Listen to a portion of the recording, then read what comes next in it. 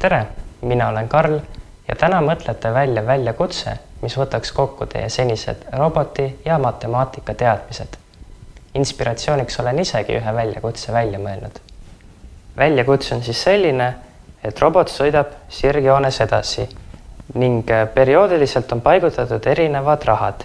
Siin on kroonid, siin on dollarid ja kõige lõpus on eurod. Iga kord, kui robot jõuab kuhugi, ta pöörab 90 kraadi ning kasutab oma kaugusandurit, et mõõta kaugus. Näiteks praegu oleks kaugus siia kuni arvutini, siin oleks puublokini ning ka seal oleks erinev kaugus.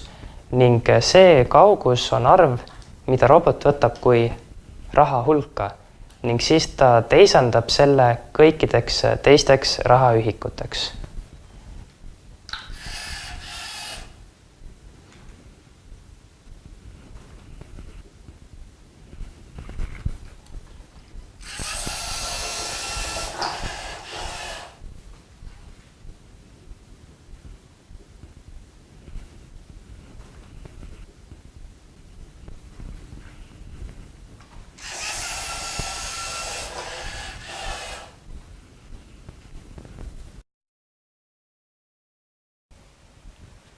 Siin on roboti programm. Kuna roboti käitumises on palju korduvaid elemente, aga ka erinevaid, siis toimub kõik siin korduse ploki sees ning need asjad, mis on erinevad, toimuvad siin selle loogika lüliti sees ning sõltuvalt siis korduse kordumisest valime erineva neist. Vaatame kõigepealt asju, mis on iga kord sama.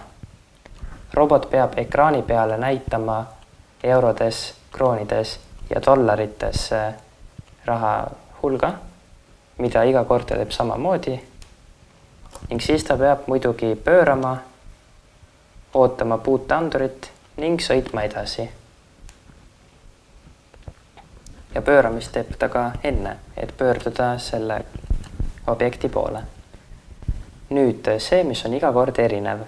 Esimene kord on rahaühikuks kroon ning seega, kui robot võtab siit kaugusanduri väärtuse, siis kroonidest peame tegema kõigepealt eurod. See tuleb siia sisse ning me jagame selle läbi 15,65-ga, mis on krooni kurss eurode suhtes. Välja tulevad siis eurod, need ma toon siit kaudu välja.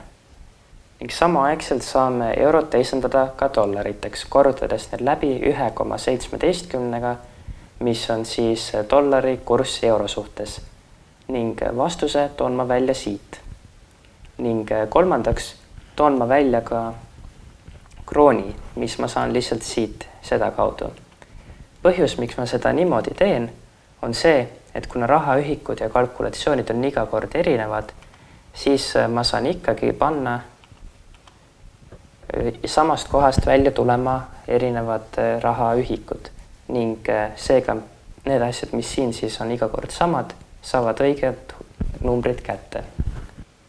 Teine rahaühik, mida robot näeb, on siis dollar ning seetõttu peame esimese asjana jagama läbi 1,17-ga, et saada eurod. Eurod saame jälle siit kaudu välja tuua. Nüüd me saame välja arvutada ka kroonid. Korrutades läbi 15,65-ga, toome ta siia ja saame kroonid siit samast välja tuua. Ning dollarid lähevad jälle siia. Ja nüüd viimase asjana robot näeb eurot ning seetõttu on meil siin kaks korrutamise tehet. Kõigepealt korrutame 1,17-ga ja saame dollarid, mis lähevad siia. Ja teiseks korrutame 15,65-ga, saame kroonid, mis tulevad siit keskelt välja.